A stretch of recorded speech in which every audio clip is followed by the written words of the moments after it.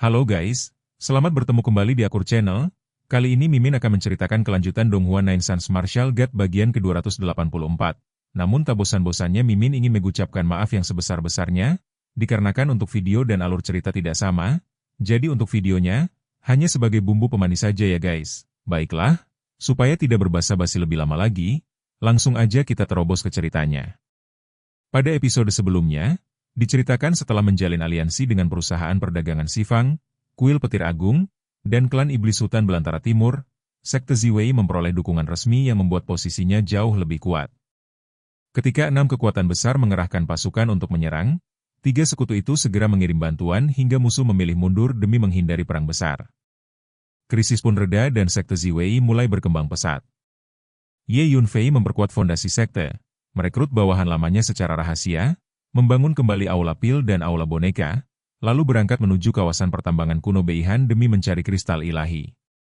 Di balik perjalanannya, musuh diam-diam menyiapkan jebakan, sementara ia juga menemukan rahasia besar di Menara Dao Surgawi yang mengisyaratkan bahaya dan peluang yang lebih besar di masa depan.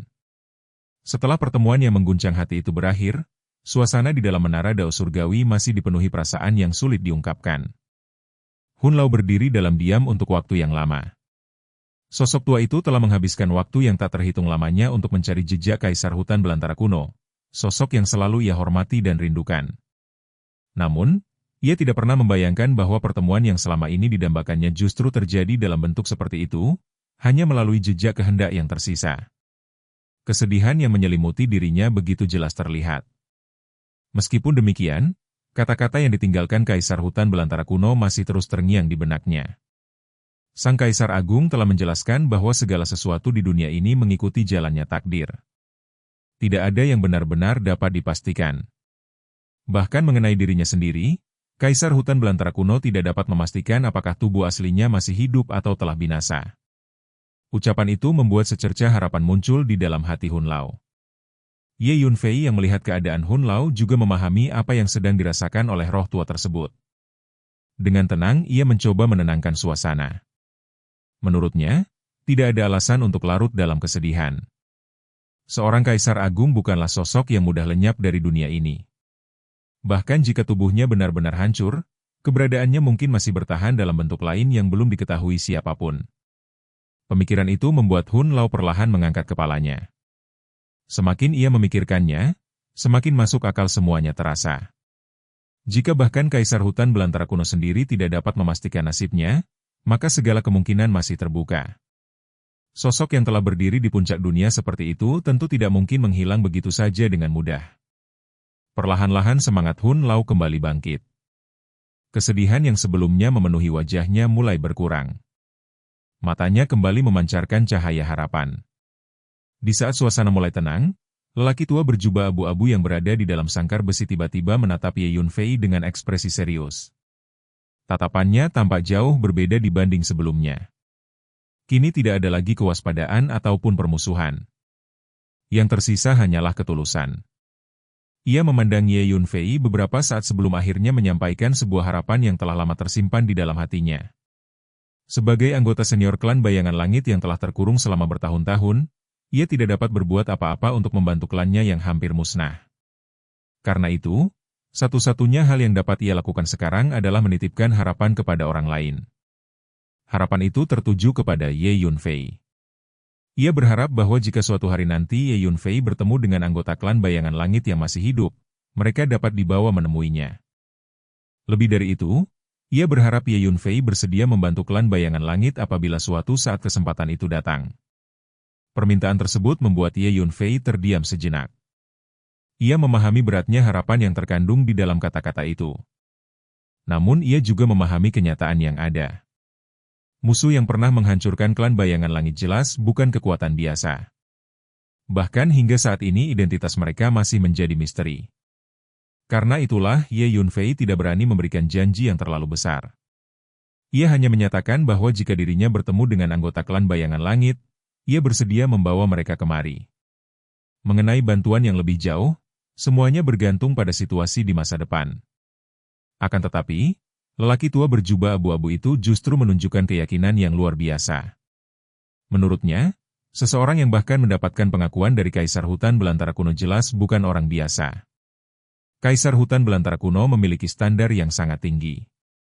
Sepanjang hidupnya, hanya sedikit orang yang pernah menerima pujian darinya. Karena itu, jika sang kaisar mengakui bahwa fondasi Ye Yunfei tidak kalah darinya, maka masa depan pemuda ini pasti tidak terbatas.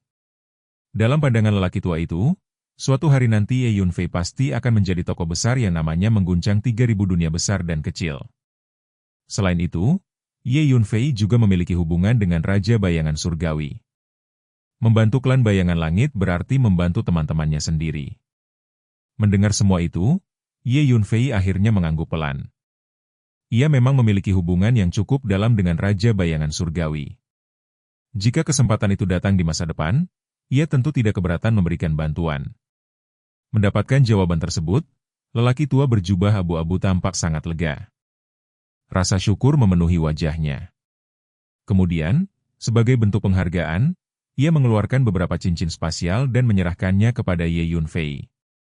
Saat kekuatan jiwanya menyapu isi cincin-cincin itu, Ye Yunfei langsung terkejut. Di dalamnya tersimpan sejumlah besar kristal hukum angkasa. Jumlahnya sangat banyak. Bahkan bagi seorang kultivator tingkat tinggi, harta sebanyak itu tetap memiliki nilai yang luar biasa.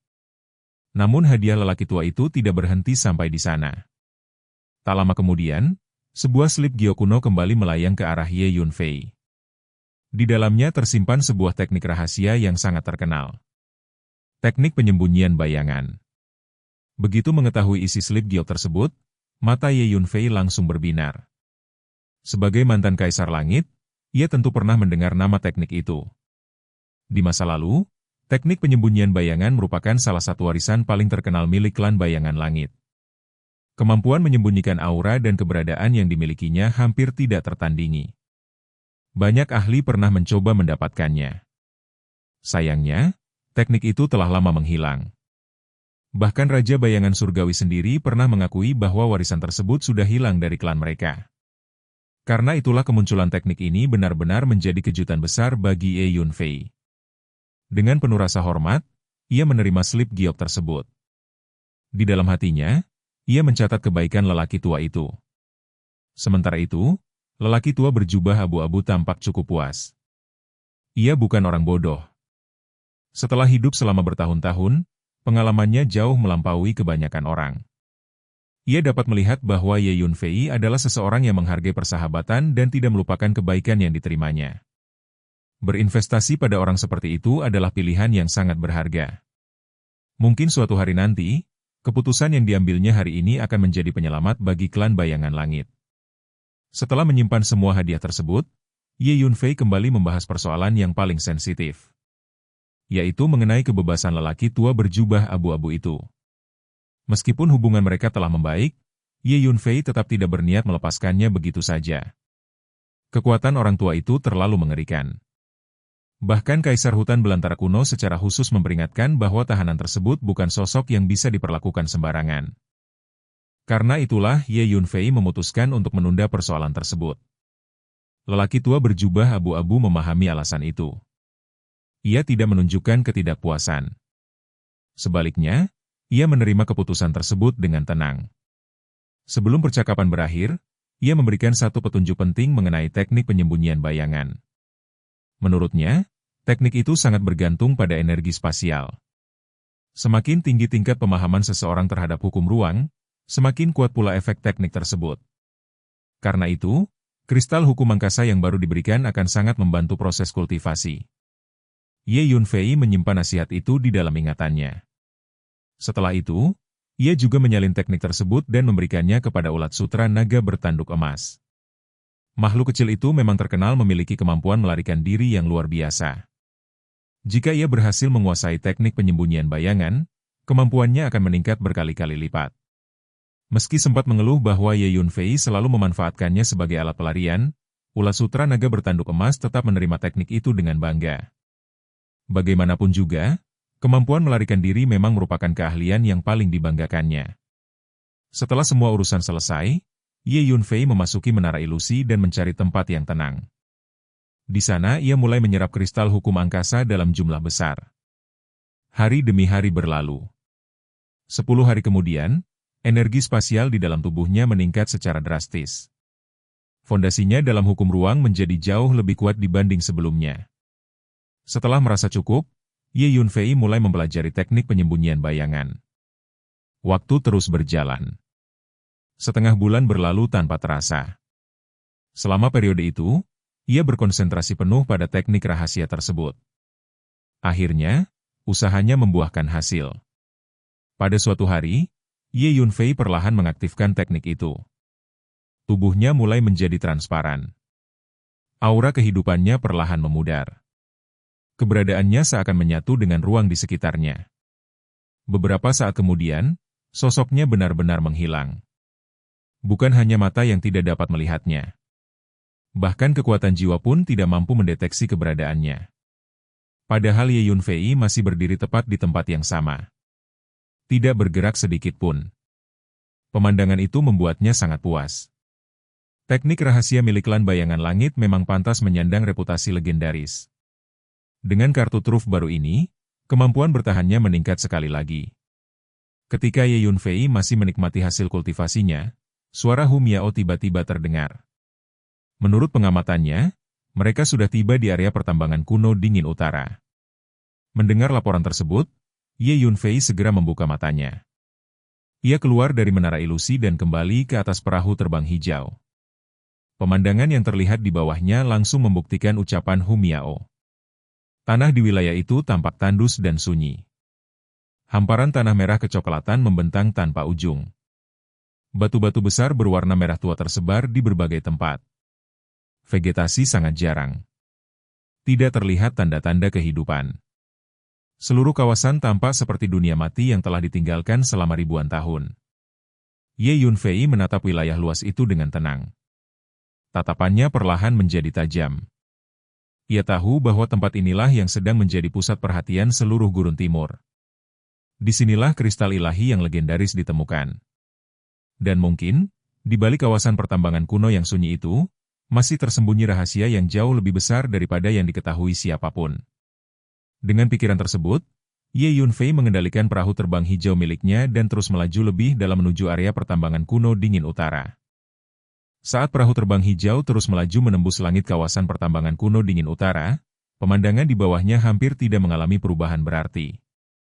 Sejauh mata memandang, yang terlihat hanyalah hamparan tanah tandus berwarna merah kecoklatan yang membentang tanpa batas. Kabut dingin menggantung rendah di atas permukaan bumi seperti selimut tipis yang tak pernah tersingkap. Udara di wilayah itu terasa suram dan sunyi, seakan-akan kehidupan telah lama meninggalkan tempat tersebut. Meskipun tampak gersang dan mati, Ye Yunfei memahami dengan sangat baik bahwa tanah di bawah sana menyimpan kekayaan yang tidak terbayangkan. Di balik lapisan tanah keras dan bebatuan merah yang terlihat biasa saja, tersembunyi urat-urat kristal dalam jumlah besar. Urat kristal itu menjadi alasan mengapa kawasan ini sejak dahulu diperebutkan oleh berbagai kekuatan besar di Gurun Timur. Pada masa lampau, setelah menemukan nilai luar biasa dari kawasan ini, berbagai kekuatan besar segera memasuki wilayah pertambangan kuno tersebut. Mereka membagi daerah itu menjadi banyak wilayah kekuasaan, lalu menduduki lokasi-lokasi yang dianggap kaya akan kandungan kristal. Sejak saat itu, aktivitas penambangan berlangsung tanpa henti. Kristal demi kristal diangkut keluar dari kawasan ini menuju berbagai sekte, keluarga besar, dan kekuatan utama di seluruh Gurun Timur. Dapat dikatakan bahwa sebagian besar kekayaan yang dimiliki oleh kekuatan-kekuatan besar Gurun Timur berasal dari tempat ini. Namun, meskipun telah ditambang selama bertahun-tahun, bahkan selama generasi yang tak terhitung jumlahnya, kawasan pertambangan kuno dingin utara masih menyimpan begitu banyak misteri. Wilayah ini terlalu luas. Menurut legenda yang beredar di Gurun Timur, luasnya mencapai hampir sepertiga wilayah seluruh hutan belantara timur. Ukuran yang luar biasa itu membuat mustahil bagi siapapun untuk menjelajahi seluruh kawasan. Karena itulah, hingga hari ini masih banyak wilayah yang belum pernah disentuh manusia. Masih banyak tempat yang tetap tertutup oleh rahasia zaman kuno. Bahkan lebih jauh lagi, bagian terdalam kawasan pertambangan ini terkenal sebagai daerah terlarang yang dipenuhi berbagai bahaya mengerikan. Banyak legenda menyeramkan lahir dari sana. Konon terdapat wilayah-wilayah yang dipenuhi fenomena aneh, reruntuhan kuno, makhluk tak dikenal, dan berbagai ancaman yang bahkan para ahli puncak Gurun Timur pun enggan hadapi. Karena alasan itulah, kawasan pertambangan kuno Dingin Utara memiliki dua identitas sekaligus. Di satu sisi, tempat ini adalah tambang harta karun yang menghasilkan kekayaan tanpa batas. Di sisi lain, tempat ini merupakan daerah berbahaya yang dapat menelan nyawa siapa saja yang lengah. Selama bertahun-tahun, banyak sekte kecil pernah mencoba mendapatkan keuntungan dari kawasan ini. Mereka mengirim murid dan tetua untuk mencari urat kristal sendiri. Namun sebagian besar berakhir tragis. Banyak kelompok memasuki kawasan pertambangan dan tidak pernah kembali lagi. Sebagian menghilang tanpa jejak. Sebagian ditemukan tewas dalam keadaan mengenaskan. Sebagian lagi bahkan tidak meninggalkan petunjuk apapun. Seiring berjalannya waktu, hanya kekuatan-kekuatan besar yang memiliki cukup sumber daya dan kekuatan yang berani mempertahankan operasi penambangan di tempat ini. Di atas perahu terbang, Hum Yao berdiri di samping Ye Yunfei sambil mengamati hamparan tandus di bawah mereka. Tatapannya dipenuhi rasa penasaran. Sebagai seseorang yang mengetahui kemampuan geomansi Ye Yunfei, ia segera memikirkan sebuah kemungkinan yang cukup menggiurkan. Menurut perhitungannya, apabila Ye Yunfei menggunakan kemampuan geomansinya untuk menemukan urat kristal tersembunyi lalu menambangnya sendiri, mereka mungkin akan memperoleh kekayaan yang luar biasa. Pemikiran itu membuat Ye Yunfei tersenyum tipis. Ide tersebut memang terdengar menarik. Namun setelah merasakan kondisi energi bumi di bawah mereka, ekspresinya perlahan berubah menjadi serius. Sebagai ahli geomansi tingkat tinggi, sensitivitasnya terhadap kondisi tanah jauh melampaui orang biasa. Ia dapat merasakan bahwa di bawah kawasan pertambangan kuno ini tersembunyi terlalu banyak aura mengerikan. Banyak tempat yang tampak biasa di permukaan sebenarnya menyimpan sesuatu yang sangat berbahaya. Jika mereka bergerak sembarangan dan tanpa sengaja membangunkan sesuatu yang tidak seharusnya disentuh, akibatnya bisa sangat serius. Karena itu, meskipun terdapat kekayaan yang tak terhitung jumlahnya di bawah tanah ini, Ye Yunfei tidak berniat bertindak gegabah. Tidak lama kemudian, perhatian Hum Yao tertarik ke arah lain. Di kejauhan tampak sejumlah lubang tambang raksasa yang tersebar di permukaan tanah. Lubang-lubang itu tampak seperti mulut monster yang menganga. Di sekelilingnya berdiri tenda-tenda dalam jumlah besar. Ratusan bahkan ribuan orang terlihat keluar masuk dari area tersebut. Mereka adalah para penambang. Orang-orang yang dipekerjakan oleh berbagai kekuatan besar untuk menggali kristal dari kedalaman bumi. Saat perahu terbang mendekat, Hum Yao melihat sebuah bendera besar berkibar di tengah area pertambangan. Bendera itu sangat mencolok. 4 karakter besar tertulis jelas di atasnya. Keluarga Gan dari hutan belantara timur. Tatapan Ye Yunfei langsung menjadi dingin. Ia mengenali nama itu dengan sangat baik. Keluarga Gan termasuk salah satu kekuatan yang pernah memusuhinya. Karena itulah, begitu mengetahui bahwa wilayah pertambangan ini milik keluarga Gan, sebuah senyum tipis muncul di sudut bibirnya. Senyum yang tidak mengandung sedikit pun niat baik. Sesaat kemudian, ia meninggalkan perahu terbang. Perahu hijau itu segera disimpan. Tubuhnya melesat turun seperti bayangan dan menuju area pertambangan di bawah. Begitu mendekat, Ye Yunfei langsung mengaktifkan teknik penyembunyian bayangan. Tubuhnya menghilang tanpa jejak. Aura kehidupannya lenyap sepenuhnya. Dengan bantuan teknik rahasia itu, ia bergerak bebas di dalam area pertambangan tanpa menarik perhatian siapapun. Di bawah sana, para penambang bekerja tanpa henti. Kondisi mereka sangat memprihatinkan. Banyak dari mereka tampak kurus dan kelelahan. Sementara itu, anggota keluarga Gan yang bertugas mengawasi penambangan berjalan ke sana kemari sambil membawa cambuk berduri. Mereka mengawasi para penambang dengan sikap kejam. Sedikit kesalahan saja sudah cukup untuk membuat cambuk-cambuk itu mendarat di tubuh para pekerja. Banyak penambang dipenuhi luka. Darah mengering terlihat di pakaian mereka. Pemandangan tersebut membuat suasana area pertambangan terasa suram. Ye Yunfei berjalan tanpa suara melewati berbagai lokasi tambang. Tidak lama kemudian, kekuatan jiwanya menangkap sesuatu yang menarik. Di salah satu bagian wilayah pertambangan terdapat sebuah ruang bawah tanah besar. Tempat itu dipenuhi kristal hasil tambang. Jumlahnya sangat banyak. Berbagai jenis kristal ditumpuk di sana. Sebagian besar bahkan mengandung hukum-hukum khusus yang bernilai tinggi. Jelas sekali bahwa tempat itu merupakan gudang penyimpanan sementara milik keluarga Gan. Melihat tumpukan harta tersebut, mata Ye Yunfei sedikit berbinar. Karena wilayah ini milik keluarga Gan, ia tidak merasa perlu menunjukkan belas kasihan. Dengan pikiran itu, tubuhnya langsung menyatu dengan tanah dan bergerak menuju gudang bawah tanah. Saat mendekati lokasi tersebut, Ye Yunfei menemukan bahwa ruang penyimpanan itu dilindungi banyak formasi. Ada formasi pertahanan. Ada formasi isolasi. Ada formasi serangan. Ada pula formasi penyembunyian. Lapisan demi lapisan perlindungan membungkus seluruh area. Namun semua itu tidak cukup untuk menghentikannya. Ye Yunfei segera mengamati seluruh struktur formasi dengan kekuatan jiwanya. Analisis yang sangat rinci mulai dilakukan. Waktu berlalu perlahan. Setengah jam kemudian, semua rahasia formasi itu telah dipahaminya. Tanpa ragu sedikit pun, ia mulai bergerak. Tubuhnya melesat menembus satu formasi demi satu formasi. Gerakannya begitu halus hingga tidak memicu alarm sedikit pun. Akhirnya, ia berhasil memasuki ruang penyimpanan harta karun. Begitu masuk, ia langsung menyadari adanya banyak batasan spasial di dalam ruangan itu. Ruang di sini sengaja diperkuat agar sulit dijelajahi menggunakan metode biasa. Bahkan ulat sutra naga bertanduk emas yang ahli dalam manipulasi ruang segera menyadarinya. Namun kondisi tersebut tidak menghalangi mereka.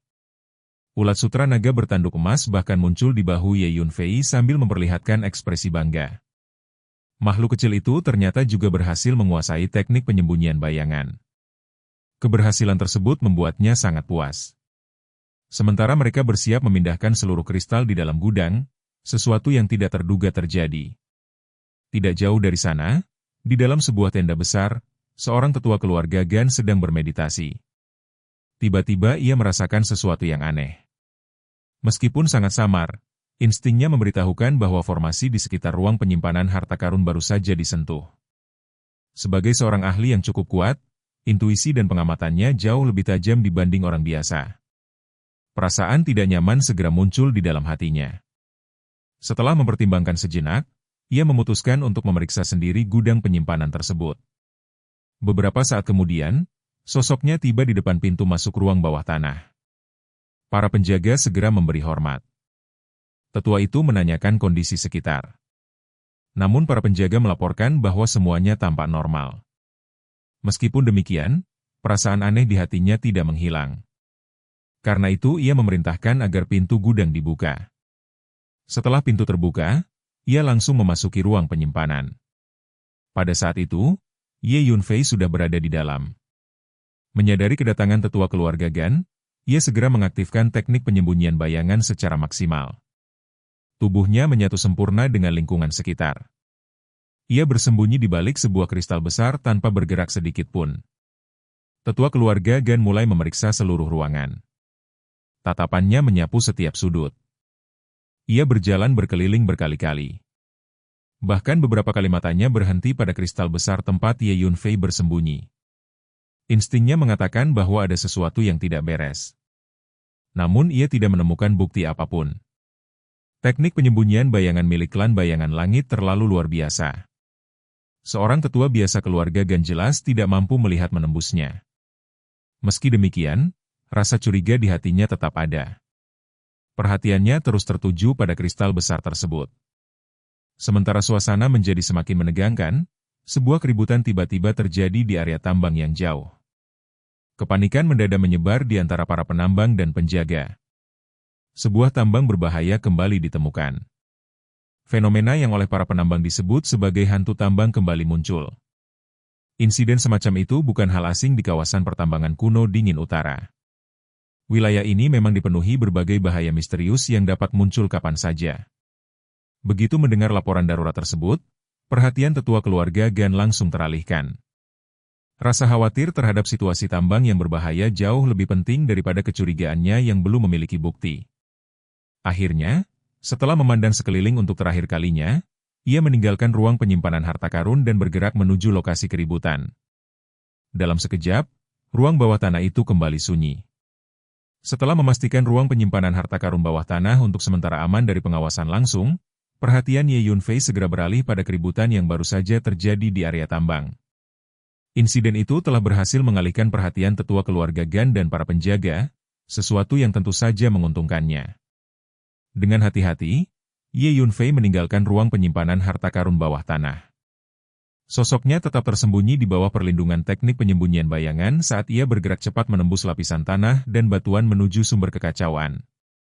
Tak lama kemudian, ia tiba di dekat lokasi tambang yang sedang menjadi pusat perhatian seluruh area pertambangan. Dari kejauhan terlihat kerumunan besar berkumpul di sekitar sebuah lubang tambang.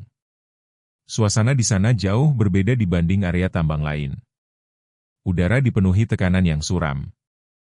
Kabut hitam pekat terus membubung keluar dari kedalaman lubang tambang seperti asap dari neraka yang terbuka. Kabut itu begitu tebal hingga membentuk gulungan-gulungan gelap yang berputar-putar di udara. Bersamaan dengan kemunculannya, hawa dingin yang menusuk tulang menyebar ke segala arah. Lapisan embun beku tebal mulai terbentuk di sekitar mulut tambang. Tanah yang semula kering kini tertutup kristal-kristal es tipis. Bahkan batu-batu di sekitar lokasi tampak membeku akibat suhu yang sangat rendah. Pemandangan paling mengerikan justru berada di dekat pintu masuk tambang. 6 atau 7 mayat penambang tergeletak berserakan. Tubuh mereka telah menghitam sepenuhnya. Kulit mereka mengering dan retak seperti kayu lapuk. Aura kematian yang kuat menyelimuti seluruh lokasi. Jelas sekali bahwa sesuatu yang sangat berbahaya sedang bersembunyi di bawah tambang itu. Tetua keluarga Gan yang sebelumnya meninggalkan ruang penyimpanan harta karun kini berdiri di tepi tambang dengan wajah muram. Matanya menatap ke dalam kegelapan sumur tambang yang seolah tidak memiliki dasar. Sebagai orang yang telah lama bertanggung jawab atas operasi penambangan keluarga Gan di kawasan pertambangan kuno Beihan, ia memahami dengan baik arti kemunculan tambang semacam ini. Hal yang paling ditakuti oleh semua pengelola tambang di kawasan kuno tersebut adalah menemukan tambang berbahaya. Begitu tambang semacam itu ditemukan, prosedur normalnya adalah segera menutup dan menimbunnya kembali. Tidak seorang pun boleh melanjutkan penggalian. Sebab tidak ada yang tahu makhluk mengerikan apa yang mungkin tersegel di dalam kedalaman bumi. Kesalahan sekecil apapun dapat menyebabkan bencana besar. Beberapa ahli keluarga Gan segera berkumpul di sekitar tetua itu. Di antara mereka terdapat seorang pria paruh baya yang tampak berpengalaman. Ekspresinya sangat serius. Menurut penilaiannya, tambang itu harus segera ditutup. Bukan hanya lubang tersebut, bahkan area di sekitarnya tidak boleh lagi ditambang. Risikonya terlalu besar. Namun tetua keluarga Gan tampaknya masih enggan menyerah. Ia mengetahui bahwa sebelum insiden itu terjadi, tambang tersebut telah menghasilkan cukup banyak kristal berkualitas tinggi. Dari tanda-tanda yang ada, urat mineral di bawah sana kemungkinan sangat kaya. Jika langsung ditutup begitu saja, kerugian yang harus ditanggung keluarga Gan tidaklah kecil. Karena itu ia memutuskan untuk mengamati perkembangan situasi terlebih dahulu sebelum mengambil keputusan. Tepat ketika semua orang sedang mempertimbangkan langkah berikutnya, perubahan mendadak terjadi. Seluruh tambang mulai bergetar hebat. Getaran itu menjalar ke seluruh area seperti gempa bumi. Tanah berguncang. Bebatuan berjatuhan. Retakan-retakan mulai muncul di permukaan. Sesaat kemudian, kabut hitam dalam jumlah yang jauh lebih besar menyembur keluar dari kedalaman tambang. Kabut itu bergulung-gulung seperti naga hitam raksasa yang keluar dari jurang. Pemandangan tersebut langsung membuat suasana menjadi kacau. Para kultivator yang kekuatannya lebih lemah tidak sempat menghindar. Tubuh mereka terselimuti kabut hitam. Dalam hitungan detik, kulit mereka mulai membusuk. Daging mereka meleleh. Tulang mereka hancur. Tubuh mereka berubah menjadi genangan darah dan nanah di depan mata semua orang. Jeritan putus asa memenuhi area tambang. Namun jeritan itu tidak berlangsung lama. Kematian datang terlalu cepat. Tetua keluarga Gan segera menyadari bahaya kabut tersebut. Dengan kekuatannya yang besar, ia mengayunkan lengan baju dan melepaskan energi dahsyat. Gelombang kekuatan menyapu udara dan mendorong sebagian besar kabut hitam kembali ke dalam tambang. Namun upaya itu hanya memberikan hasil sementara.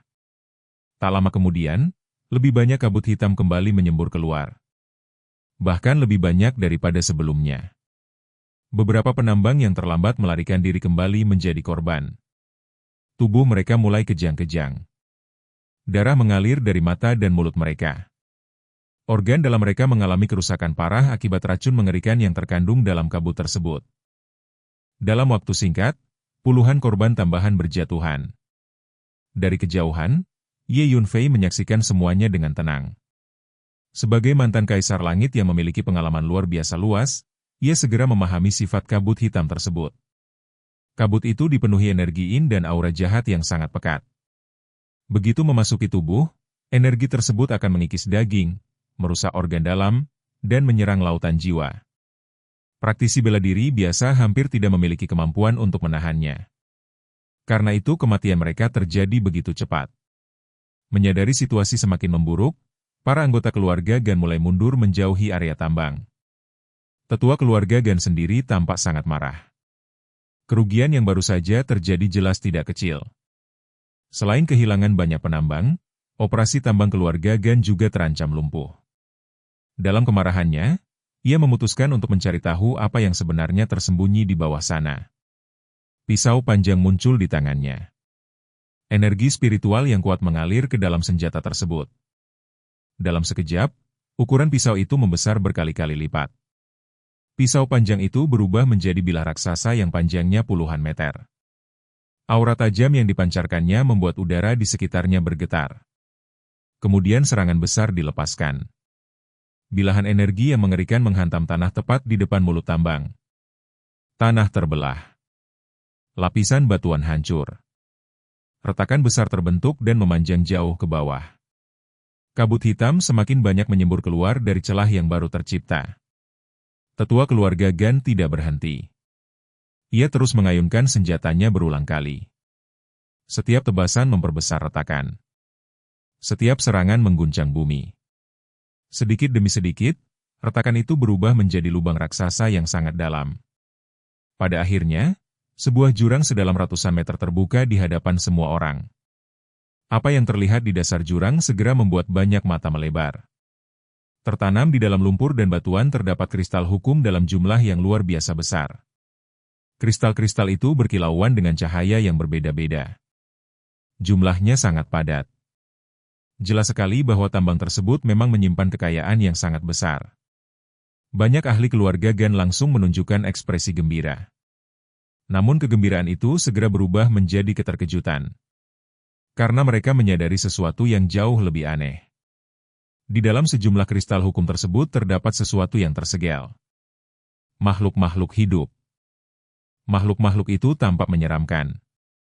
Tubuh mereka menyerupai monyet. Namun aura yang mereka pancarkan sangat jahat. Ye Yunfei yang mengamati dari kejauhan langsung mengenali identitas mereka. Makhluk-makhluk tersebut adalah monyet yin terbang. Makhluk langka yang berasal dari dunia bawah.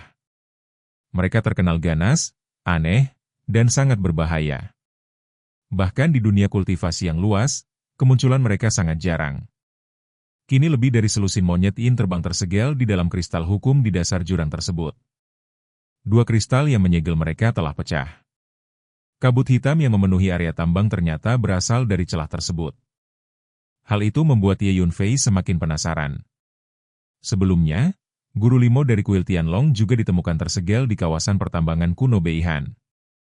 Kini lebih dari selusin monyet yin terbang dari dunia bawah juga ditemukan tersegel di tempat yang sama. Semua ini membuat kawasan pertambangan kuno tersebut tampak semakin misterius. Tidak ada yang tahu apa sebenarnya fungsi tempat itu pada zaman dahulu. Namun satu hal pasti. Wilayah ini menyimpan rahasia yang jauh lebih besar daripada sekadar urat kristal. Meski begitu, Ye Yunfei tidak membiarkan rasa penasaran mengalihkan fokusnya.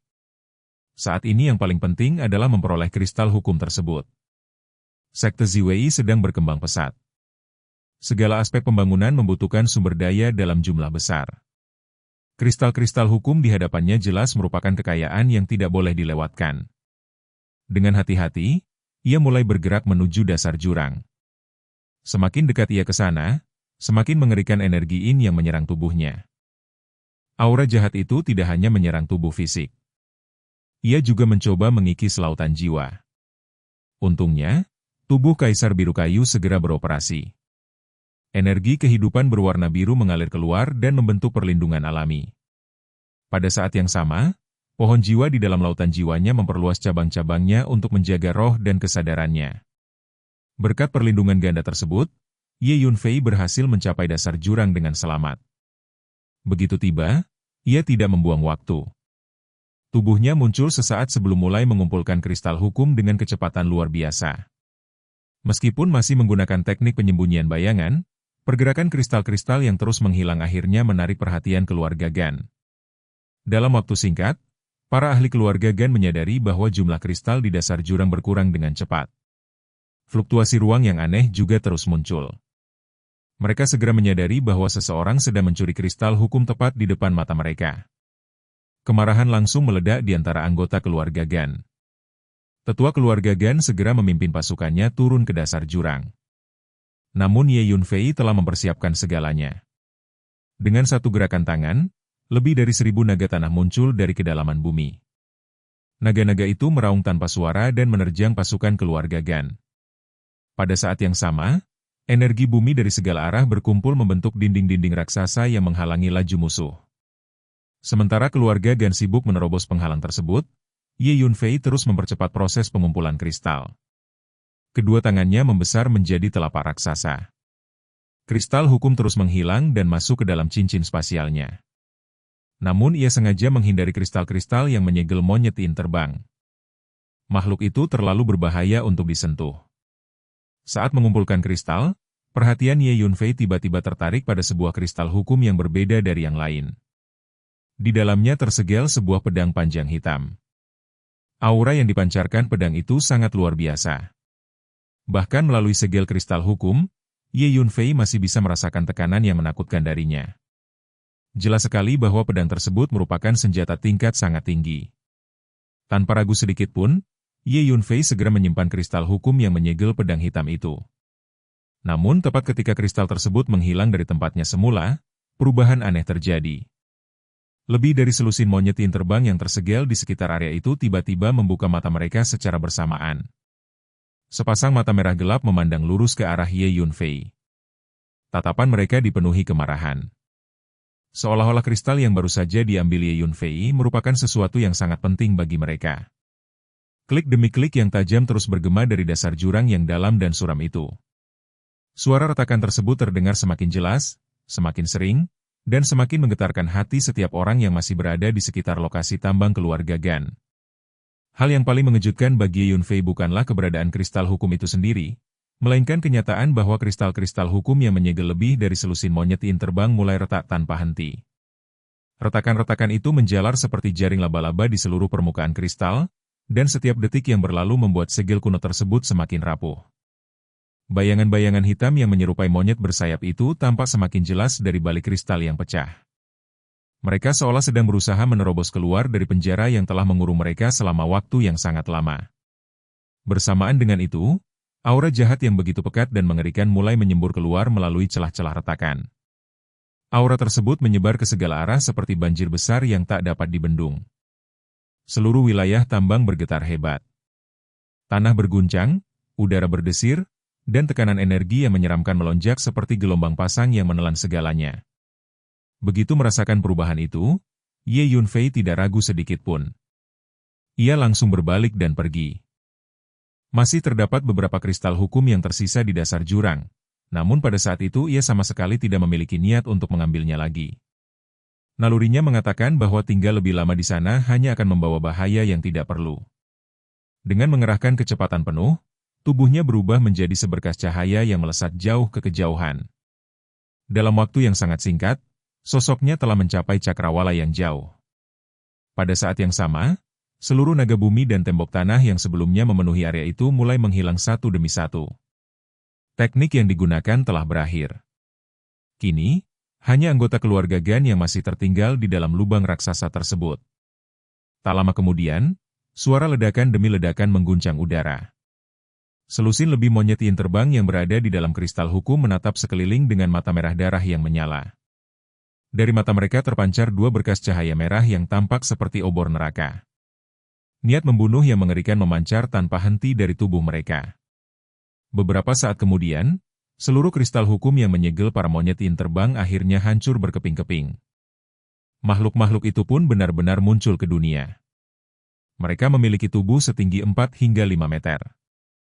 Seluruh tubuh mereka ditutupi bulu hitam panjang yang tampak kusam namun memancarkan aura kematian. Wajah mereka kurus dan runcing, dipenuhi taring tajam yang mencuat keluar dari mulut. Ekspresi mereka sangat ganas dan liar. Yang paling mencolok adalah sepasang sayap hitam pekat yang tumbuh di punggung mereka, membuat penampilan mereka tampak semakin mengerikan. Kemudian terdengar tawa. Tawa yang menyeramkan. Tawa yang membuat darah membeku. Suara itu tidak terdengar seperti suara makhluk hidup biasa. Sebaliknya, suara tersebut seolah datang dari kedalaman neraka yang paling gelap dan paling dingin. Setiap orang yang mendengarnya merasakan bulu kuduk mereka berdiri tegak. Pada saat itu, seakan-akan sekelompok binatang buas purba yang mampu menelan gunung dan sungai telah lahir kembali ke dunia. Aura menakutkan menyelimuti langit dan bumi. Seluruh orang yang berada di sekitar tambang merasakan guncangan hingga ke dalam jiwa mereka. Para penambang biasa dan sebagian besar anggota keluarga Gan langsung kehilangan kekuatan pada kaki mereka. Tubuh mereka melemas dan jatuh ke tanah. Hati mereka dipenuhi rasa takut yang belum pernah mereka rasakan sebelumnya. Mereka ingin berteriak. Mereka ingin melarikan diri. Namun tubuh mereka sama sekali tidak dapat bergerak. Rasa takut yang luar biasa telah melumpuhkan mereka sepenuhnya. Anggota keluarga Gan akhirnya menyadari kenyataan yang mengerikan. Makhluk-makhluk yang selama ini terkurung di dalam kristal hukum benar-benar telah muncul. Tubuh mereka menjadi dingin seperti es. Bahkan tetua keluarga Gan yang memiliki kekuatan tertinggi di tempat itu merasakan hawa dingin merayap di sepanjang tulang punggungnya. Untuk pertama kalinya sejak tiba di tambang itu, ia benar-benar merasa takut. Tiba-tiba, salah satu monyet in terbang menghilang dari tempatnya berdiri. Gerakannya begitu cepat hingga hampir mustahil dilihat. Sesaat kemudian, makhluk itu sudah muncul tepat di samping 3 anggota keluarga Gan. Cakar hitamnya yang besar terulur. Cakar-cakar panjang yang berkilauan dengan cahaya dingin melintas di udara. Dalam sekejap, tengkorak ketiga anggota keluarga Gan itu terkoyak dan hancur. Darah dan pecahan tulang berhamburan ke segala arah. Sebelum tubuh mereka sempat jatuh ke tanah, monyet in terbang itu membuka mulutnya dan menghisap seluruh otak mereka dengan rakus, seolah sedang menyantap tahu yang lembut. Namun kengerian itu belum berakhir. Makhluk tersebut mengulurkan tangannya lagi dan langsung menangkap jiwa ketiga korban yang baru saja mati. Jiwa-jiwa itu meronta-ronta dalam ketakutan. Sayangnya, tidak ada gunanya. Monyet in terbang itu memasukkan ketiga jiwa tersebut ke dalam mulutnya, mengunyah beberapa kali, lalu menelannya dengan santai. Makhluk itu bukan hanya memakan otak manusia. Ia juga memakan jiwa mereka. Pemandangan tersebut membuat semua orang yang melihatnya hampir kehilangan akal sehat. Tidak lama kemudian, monyet in terbang lainnya juga mulai bergerak. Mereka melesat seperti kilat hitam ke arah anggota keluarga Gan. Tetua keluarga Gan yang melihat kejadian itu langsung memahami bahwa mereka tidak memiliki peluang untuk menang. Pikiran untuk bertarung bahkan tidak muncul di benaknya. Satu-satunya hal yang ingin ia lakukan adalah melarikan diri. Ia segera berbalik dan kabur secepat mungkin. Hanya dirinya yang masih mampu bergerak karena kekuatannya cukup tinggi untuk menahan sebagian tekanan dari aura para monyet in terbang. Sementara itu, anggota keluarga Gan lainnya hanya bisa berdiri membeku di tempat. Mereka sepenuhnya ditekan oleh aura para monster tersebut. Tubuh mereka tidak dapat bergerak. Wajah mereka dipenuhi keputusasaan dan ketakutan. Dalam waktu yang sangat singkat, seluruh anggota keluarga Gan yang berada di dalam lubang itu dibantai habis. Tidak satu pun yang selamat. Setelah selesai membunuh mereka, sekitar selusin monyet in terbang melesat keluar dari lubang dan mulai menyerang anggota keluarga Gan lain serta para penambang yang tersebar di sekitar wilayah tambang. Pembantaian besar pun dimulai. Dengan satu ayunan cakar, lebih dari selusin kepala manusia dapat hancur sekaligus. Setelah itu, otak dan jiwa para korban langsung dihisap tanpa ampun. Jeritan putus asa, kepanikan, dan kematian memenuhi seluruh wilayah tambang. Di tengah kekacauan itu, tetua keluarga Gan melarikan diri sambil dipenuhi kebencian dan kemarahan. Dalam hatinya, ia bersumpah bahwa keluarga Gan tidak akan pernah melupakan pembantaian ini. Ia juga memikirkan sosok misterius yang sebelumnya mencuri kristal-kristal hukum. Keluarga Gan pasti akan menemukan identitas orang itu dan membalas dendam. Saat melarikan diri, ia tiba-tiba teringat ruang penyimpanan harta karun. Dengan perasaan tidak tenang, ia segera memasuki tempat penyimpanan tersebut. Namun saat melihat ke dalam, seluruh tubuhnya membeku. Ruangan itu kosong. Benar-benar kosong. Tidak ada satupun kristal yang tersisa. Semua telah lenyap. Kemarahan yang luar biasa meledak di dalam dirinya. Ia langsung menyadari bahwa orang yang mencuri kristal hukum sebelumnya pasti juga telah mengosongkan ruang penyimpanan tersebut. Dengan wajah yang dipenuhi amarah, ia mengeluarkan sebuah pesawat ruang angkasa. Pesawat itu melesat ke udara dan menghilang menuju cakrawala dalam waktu singkat. Jauh di langit, Ye Yunfei yang bersembunyi diam-diam menyaksikan seluruh kejadian itu. Melihat kekuatan para monyet in terbang, bahkan dirinya tidak bisa menahan rasa kagum. Makhluk-makhluk itu memang sangat kuat. Namun tepat pada saat itu, salah satu monyet in terbang tiba-tiba menoleh ke arah tempat persembunyiannya. Mata merah darah itu seolah mampu menembus ruang. Seakan-akan makhluk tersebut telah merasakan keberadaannya. Ye Yunfei tidak menunggu lebih lama lagi. Ia segera berbalik dan pergi. Tubuhnya menghilang ke kedalaman ruang angkasa sebelum melesat dengan kecepatan maksimum menuju tempat yang lebih aman. Setelah meninggalkan area tersebut, Ye Yunfei terus menjelajahi kawasan pertambangan kuno dingin utara. Di sepanjang perjalanan, pikirannya tertuju pada satu hal. Raja Iblis Burung Merah. Ia tahu bahwa Raja Iblis Burung Merah juga telah memasuki kawasan pertambangan kuno ini. Jika mereka bisa bertemu, mungkin ia dapat memperoleh petunjuk mengenai keberadaan kristal suci. Bagaimanapun juga, langkah pertama adalah menemukan lokasi tempat kristal suci ditemukan. Setelah mengetahui lokasi itu, pencarian terhadap kristal suci lainnya akan menjadi jauh lebih mudah. Berdasarkan ingatan dari kehidupan sebelumnya, Ye Yunfei mengetahui bahwa di kawasan pertambangan kuno dingin utara tidak hanya terdapat satu kristal suci. Ada beberapa kristal suci yang tersebar di wilayah luas tersebut. Karena itu, ia mengeluarkan gulungan geokomunikasi yang pernah diberikan Raja Iblis Burung Merah kepadanya dan mengirimkan sebuah pesan. Sementara Ye Yunfei terus melakukan pencarian, berita mengenai kelahiran monyet in terbang mulai menyebar. Tidak lama setelah ia meninggalkan tambang keluarga Gan, sekelompok besar ahli keluarga Gan tiba di lokasi tersebut. Mereka menemukan sekitar selusin monyet in terbang dan segera terjadi pertempuran besar. Pertempuran itu berlangsung sangat sengit. Banyak ahli terkemuka keluarga Gan tewas. Beberapa monyet in terbang juga terbunuh. Namun sebagian lainnya berhasil melarikan diri. Berita itu segera mengguncang seluruh kawasan pertambangan kuno Beihan. Berbagai faksi besar menjadi waspada. Mereka memperkuat pertahanan wilayah masing-masing karena khawatir para monyet in terbang akan menyerang tambang mereka dan melakukan pembantaian serupa. Sementara itu, di suatu lokasi tersembunyi dalam kawasan pertambangan kuno, 8 monyet in terbang melayang di udara. Kabut hitam pekat mengalir keluar dari tubuh mereka tanpa henti. Kabut itu memenuhi langit dan hampir menutupi seluruh wilayah di sekitar mereka. Dari kejauhan, orang hanya dapat melihat lautan kabut hitam yang bergolak. Tidak ada yang bisa melihat keberadaan 8 monster tersebut. Di tengah kabut, salah satu monyet in terbang yang berukuran paling besar berdiri dengan aura yang jauh lebih kuat daripada yang lain. Dialah putra suci mereka. Nada suaranya terdengar suram dan penuh kemarahan saat membahas hilangnya artefak suci milik ras mereka. Benda itu adalah peninggalan yang sangat penting. Apapun yang terjadi, artefak suci tersebut harus direbut kembali. Salah satu monyet in terbang lain kemudian menyampaikan bahwa ia merasakan orang yang mengambil artefak suci itu adalah seorang manusia muda. Meskipun manusia tersebut menggunakan teknik penyembunyian yang sangat hebat, ia masih dapat merasakan kekuatan hidup yang tersisa. Monyet in terbang lainnya segera menyatakan bahwa mereka juga merasakan hal yang sama.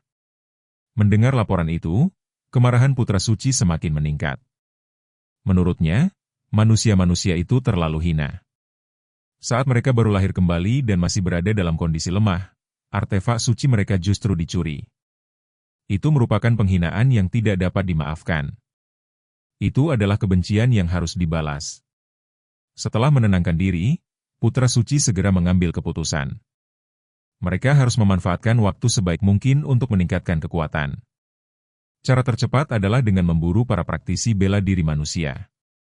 Otak dan jiwa para kultivator merupakan sumber energi yang sangat berguna bagi ras mereka. Semakin banyak mereka menyerapnya, semakin cepat kekuatan mereka pulih. Keputusan itu segera diterima oleh seluruh monyet yin terbang yang hadir. Tak lama kemudian, Putra Suci memimpin kelompok tersebut terbang ke langit. Kabut hitam yang menutupi wilayah itu bergerak mengikuti mereka seperti badai kematian. Dengan niat membunuh yang semakin kuat, para monyet yin terbang mulai mencari para ahli bela diri manusia di seluruh kawasan pertambangan kuno dingin utara. Setelah Putra Suci memutuskan untuk memimpin para monyet yin terbang berburu para kultivator manusia demi memulihkan kekuatan mereka, suasana di antara ras kuno itu menjadi semakin suram dan penuh kebencian. Di tengah kabut hitam yang terus bergolak di langit, para monyet yin terbang membiarkan kemarahan mereka tumbuh semakin besar. Hilangnya relik suci klan merupakan penghinaan yang tidak dapat mereka terima. Bagi mereka, benda itu bukan sekadar artefak biasa, melainkan simbol keberlangsungan dan harapan seluruh ras. Putra Suci yang berdiri paling depan memancarkan aura dingin dan mengerikan. Mata merah darahnya berkilat tajam di balik kabut hitam yang menyelimuti tubuhnya. Dalam pikirannya hanya ada satu tujuan, yaitu menemukan manusia muda yang telah mengambil relik suci mereka. Ia meyakini bahwa jika relik suci itu tidak berhasil direbut kembali, maka kesempatan ras monyet yin terbang untuk kembali ke masa kejayaan mereka akan hilang selamanya. Karena itulah, pencarian terhadap pencuri tersebut menjadi tugas yang lebih penting daripada apapun. Monyet-monyet yin terbang lainnya memiliki pemikiran yang sama. Di antara mereka, salah satu monyet yin terbang yang tubuhnya tampak samar di balik kabut hitam dipenuhi amarah yang luar biasa. Kebencian yang mendalam memenuhi hatinya ketika memikirkan manusia muda yang berani mengambil artefak suci ras mereka. Menurutnya, tindakan itu merupakan penghinaan terbesar yang pernah diterima klan mereka. Ia membayangkan bagaimana nasib manusia itu jika suatu hari berhasil ditangkap. Dalam benaknya, manusia tersebut tidak boleh dibunuh begitu saja. Jiwa manusia itu harus dicabut, dibawa kembali ke wilayah klan mereka, lalu ditekan di dasar kolam min beku yang legendaris. Di tempat mengerikan itu, korban akan mengalami siksaan dingin mutlak yang berlangsung tanpa akhir. Rasa sakit yang tak terbayangkan akan terus menggerogoti jiwa selama jutaan tahun tanpa kesempatan untuk terbebas. Pikiran kejam itu membuat kemarahan para monyet yin terbang semakin membara. Tidak lama kemudian, kabut hitam mulai berputar semakin cepat. Tubuh para monyet yin terbang perlahan menghilang ke dalam kegelapan. Dalam beberapa saat saja, seluruh sosok mereka lenyap tanpa jejak, meninggalkan ruang kosong yang sunyi dan mencekam. Pada saat yang sama, jauh dari lokasi tersebut, di dalam menara Phantom, suasana di dalam ruang rahasia itu sangat tenang. Ye Yunfei duduk bersila dengan ekspresi serius. Di hadapannya melayang sebuah kristal hukum yang memancarkan cahaya redup. Di dalam kristal hukum itu tersegel sebuah pedang panjang berwarna hitam. Tatapan Ye Yunfei tertuju sepenuhnya pada pedang tersebut. Ia masih mengingat dengan jelas kejadian sebelumnya. Justru karena mengambil kristal hukum yang menyegel pedang hitam inilah seluruh kekacauan terjadi. Segel yang mengurung para monyet yin terbang menjadi terganggu, menyebabkan makhluk-makhluk mengerikan itu terbangun dan muncul satu demi satu. Dari reaksi para monyet yin terbang saat itu, Ye Yunfei dapat menyimpulkan satu hal. Pedang hitam ini jelas memiliki arti yang sangat penting bagi ras tersebut. Tatapannya menjadi semakin tajam. Ia mulai mengamati setiap bagian pedang yang masih terperangkap di dalam kristal hukum. Permukaan pedang dipenuhi rune-rune kuno yang tampak samar. Pola-pola aneh itu saling terhubung membentuk struktur misterius yang bahkan sulit dipahami oleh kultivator biasa. Meskipun masih tersegel, aura menyeramkan dari pedang itu tetap mampu menembus kristal hukum dan menyebar ke sekeliling. Aura itu membawa hawa kematian, kehancuran, dan energi yin yang sangat pekat. Semakin lama mengamatinya, semakin Ye Yunfei merasa bahwa pedang ini bukanlah benda biasa. Dalam pikirannya muncul dugaan bahwa pedang hitam ini kemungkinan besar merupakan senjata sihir yang sangat penting bagi klan monyet yin terbang. Karena alasan itu, ia memutuskan untuk membuka segel kristal tersebut. Namun sebelum melakukannya, ia terlebih dahulu berkomunikasi dengan Tetua Hun. Ye Yunfei menyampaikan niatnya untuk membelah kristal hukum dan mengeluarkan pedang hitam yang berada di dalamnya. Ia juga meminta Tetua Hun bersiap menggunakan menara Dao Surgawi jika dirinya tidak mampu mengendalikan pedang itu. Tetua Hun segera muncul di sampingnya. Ekspresi lelaki tua itu juga terlihat serius. Ia tidak langsung menyetujui tindakan tersebut. Sebaliknya, ia memutuskan untuk terlebih dahulu menyegel ruang di sekitar mereka. Menurutnya, Jika menara dao surgawi sampai digunakan dan auranya bocor keluar, maka hal itu dapat menimbulkan masalah besar. Ye Yunfei memahami maksudnya dan segera mengangguk. Kemudian Tetua Hun mulai bergerak. Gelombang energi spasial mengalir keluar dari tubuhnya. Hukum-hukum ruang yang halus mulai memenuhi seluruh area. Ruang di sekitar mereka perlahan berubah menjadi lapisan demi lapisan segel tak kasat mata yang saling bertumpuk. Saat menyaksikan proses itu, Ye Yunfei tidak bisa menyembunyikan rasa kagumnya. Ia dapat dengan jelas merasakan bahwa penguasaan Tetua Hun terhadap energi dan hukum ruang telah meningkat pesat dibandingkan sebelumnya. Mendengar pertanyaan Ye Yunfei, Tetua Hun menjelaskan bahwa perubahan tersebut terjadi karena bantuan jejak jiwa kaisar kuno yang terpencil. Saat itu, sang kaisar tidak hanya membantunya membangkitkan sebagian besar ingatan yang hilang, tetapi juga dia mengajarkan banyak pemahaman mengenai hukum ruang. Akibatnya, kekuatannya meningkat drastis. Mendengar penjelasan itu, Ye Yunfei sangat gembira. Ia memahami betapa berharganya bimbingan seorang kaisar. Bahkan jika yang tersisa hanyalah jejak jiwa, keberadaannya tetap memiliki kemampuan luar biasa yang melampaui pemahaman orang biasa. Ye Yunfei sendiri memiliki pengalaman serupa. Jauh di dalam lautan jiwanya masih tersimpan secuil jiwa kaisar langit. Itulah salah satu kartu truf terbesar yang dimilikinya. Dalam banyak situasi kritis, keberadaan jiwa itu mampu membalikan keadaan atau bahkan menyelamatkan nyawanya. Karena alasan itulah ia datang ke area pertambangan kuno dingin utara. Tujuannya adalah mencari kristal-kristal suci yang dapat digunakan untuk memperkuat jiwa kaisar langit yang tersisa. Sementara Ye Yunfei tenggelam dalam pikirannya, Tetua Hun akhirnya menyelesaikan penyegelan ruang. Ia menjelaskan bahwa segel tersebut hanya dapat bertahan dalam waktu terbatas. Selama periode itu, aura menara dao surgawi dapat disembunyikan dengan aman.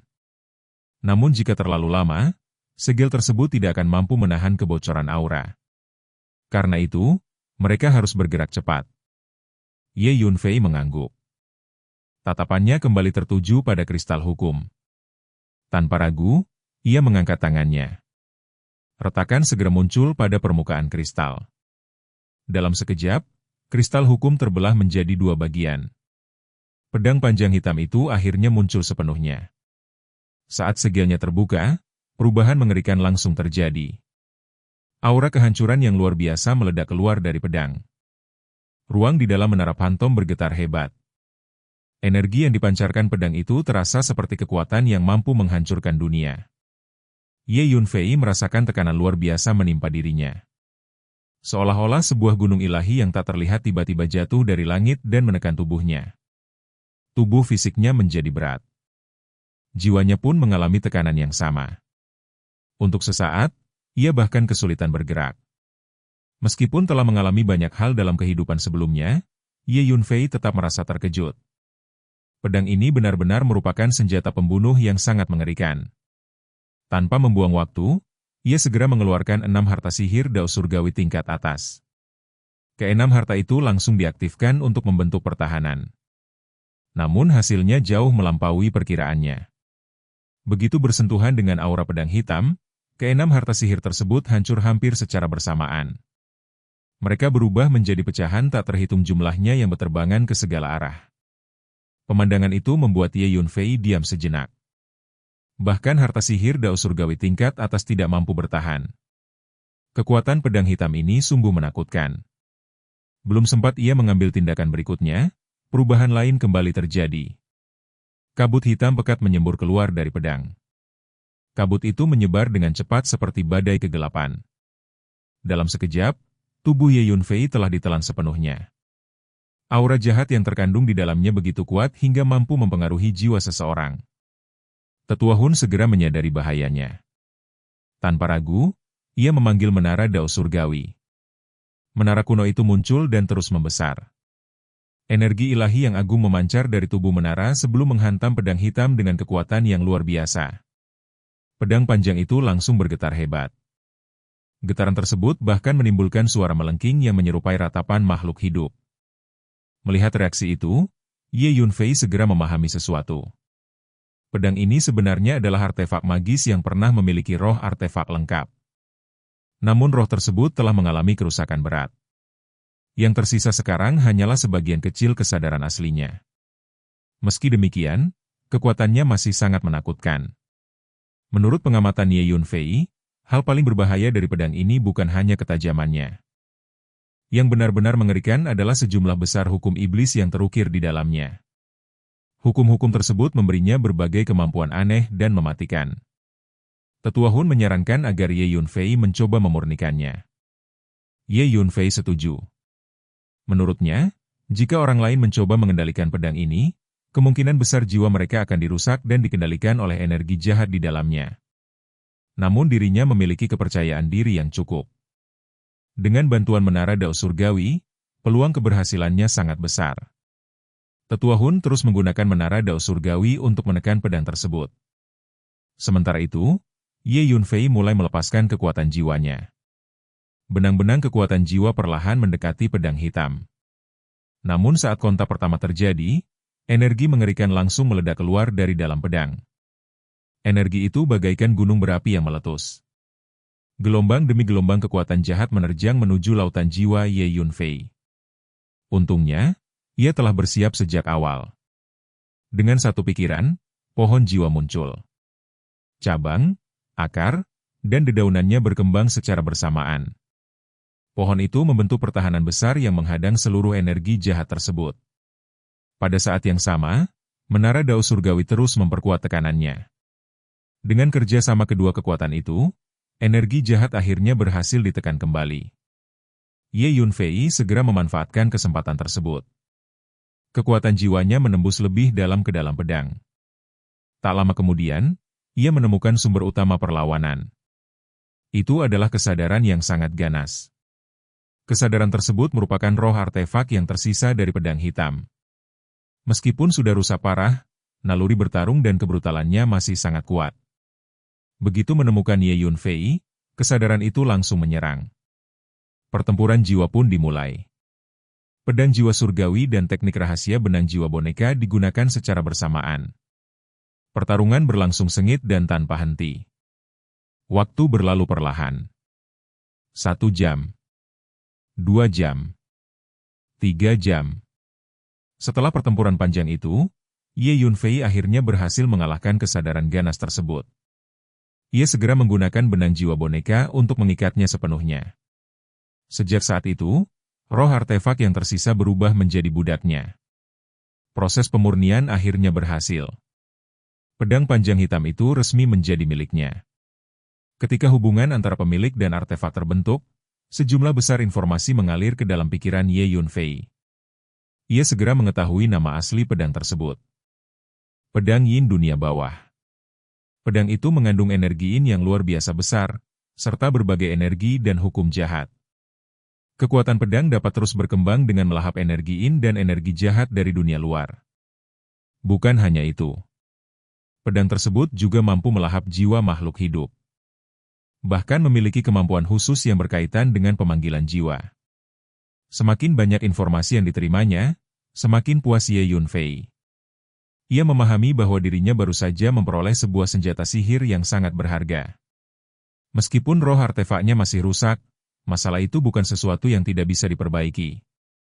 Jika suatu hari nanti roh artefak tersebut berhasil dipulihkan sepenuhnya, maka pedang Yin Dunia Bawah akan kembali menjadi artefak magis yang sesungguhnya.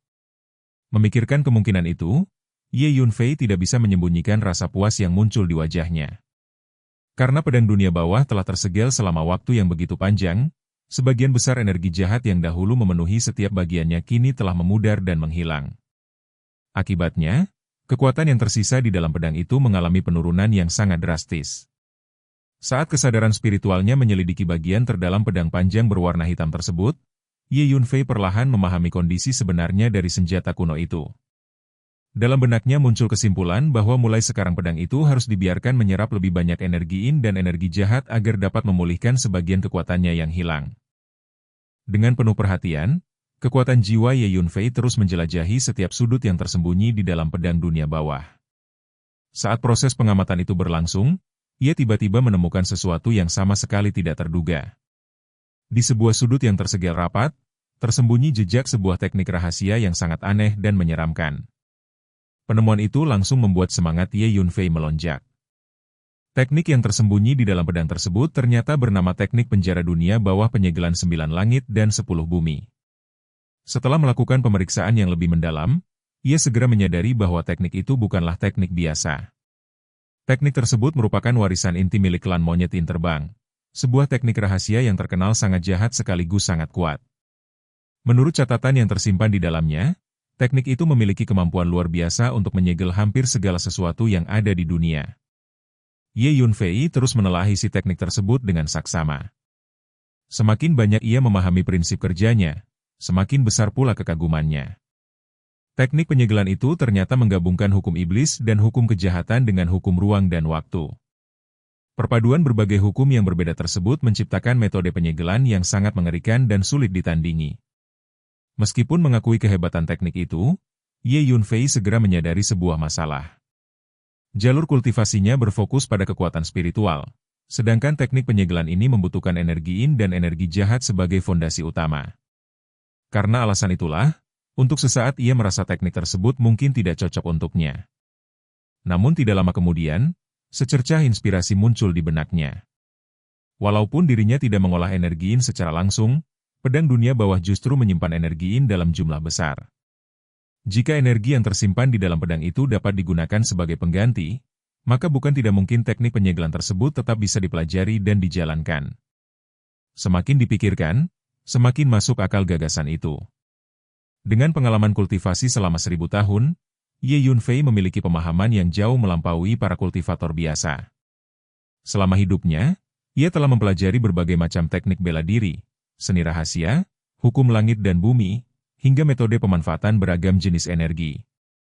Bahkan, ia pernah menciptakan teknik-teknik baru dengan menggabungkan berbagai konsep yang berbeda. Karena itulah, setelah mendapatkan ide tersebut, ia segera memutuskan untuk mencobanya.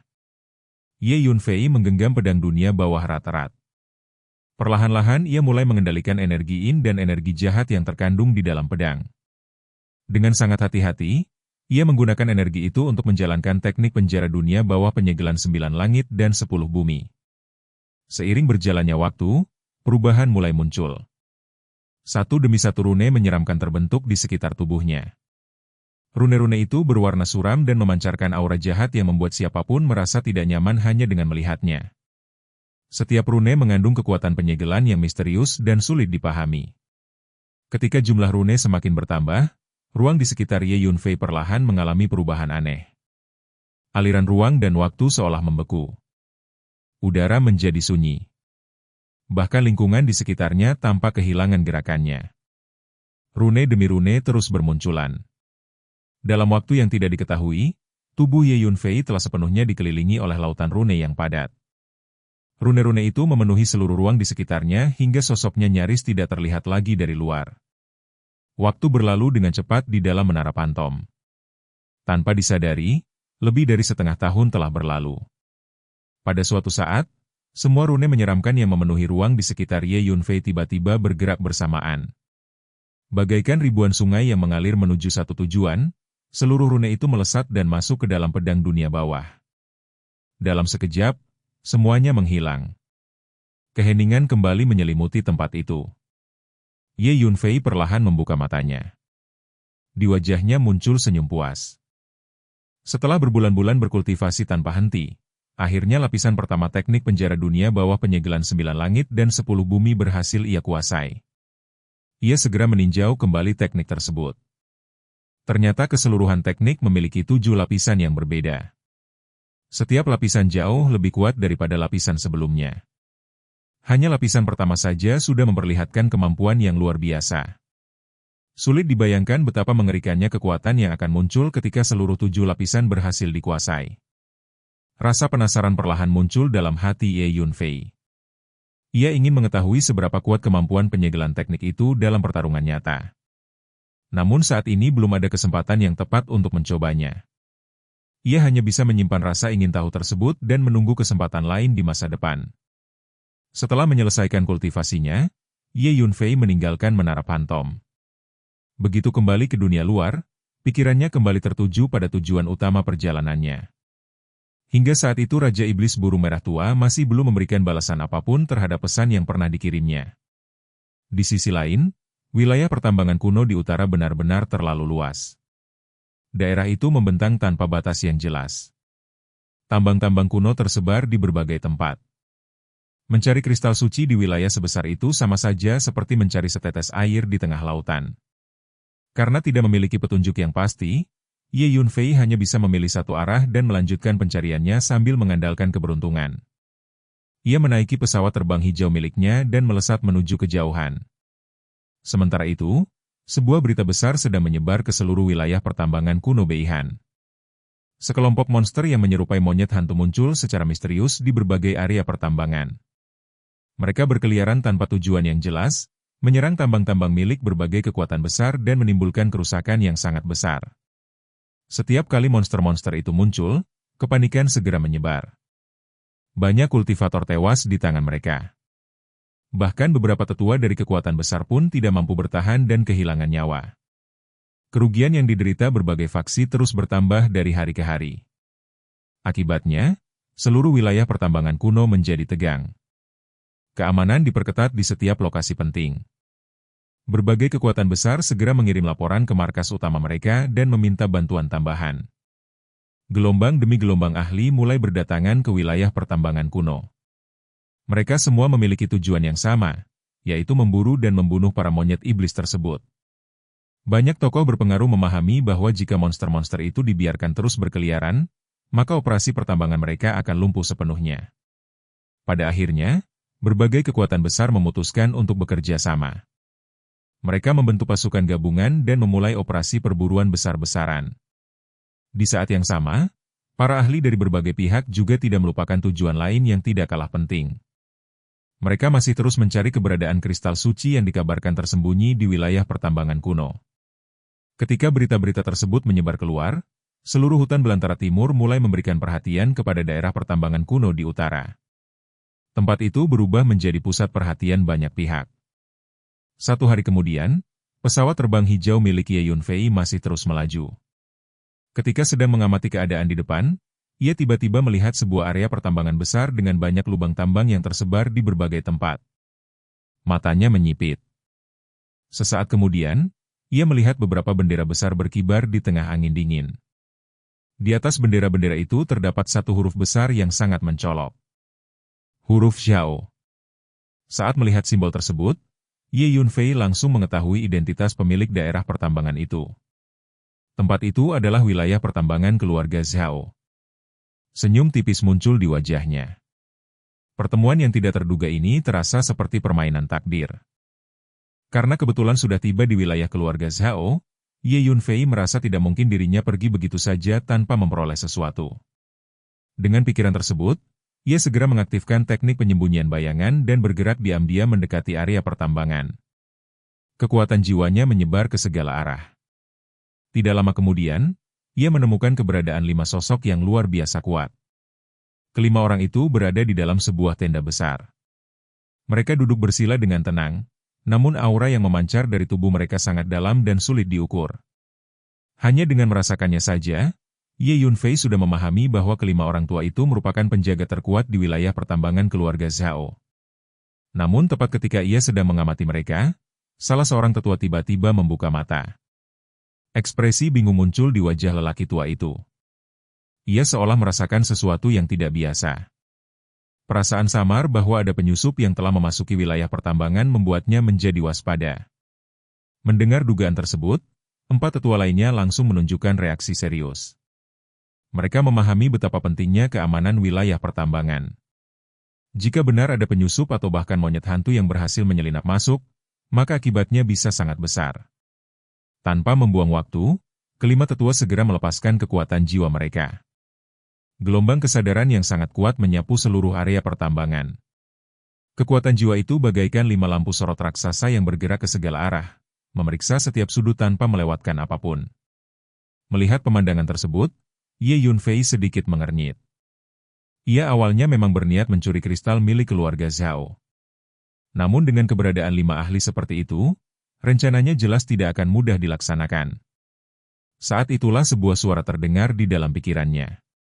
Suara itu berasal dari ulat sutra naga bertanduk emas. Makhluk kecil itu dengan penuh percaya diri menawarkan bantuan. Menurutnya, kemampuan penyusupan miliknya jauh lebih unggul dibandingkan teknik penyembunyian bayangan yang digunakan Ye Yunfei. Karena merasa tertarik, Ye Yunfei memutuskan untuk melihat kemampuan sebenarnya. Ia segera memasuki menara Phantom. Setelah itu, ulas sutra naga bertanduk emas muncul dan mengambil alih tugas penyusupan. Dengan menggunakan teknik penyembunyian bayangan yang telah dipelajarinya, makhluk itu membawa menara Phantom dan bergerak masuk ke wilayah keluarga Zhao. Yang mengejutkan, kelima tetua sama sekali tidak menyadari keberadaannya. Mereka terus memeriksa area pertambangan, tetapi tidak menemukan jejak apapun. Ulat sutra naga bertanduk emas menjadi semakin bangga. Sebagai ras purba yang secara alami berbakat dalam energi spasial, kemampuan penyembunyian mereka memang sangat luar biasa. Bahkan Ye Yunfei pun mengakui keunggulan tersebut. Tidak lama kemudian, ulat sutra naga bertanduk emas menemukan sebuah ruang penyimpanan harta karun bawah tanah yang sangat besar.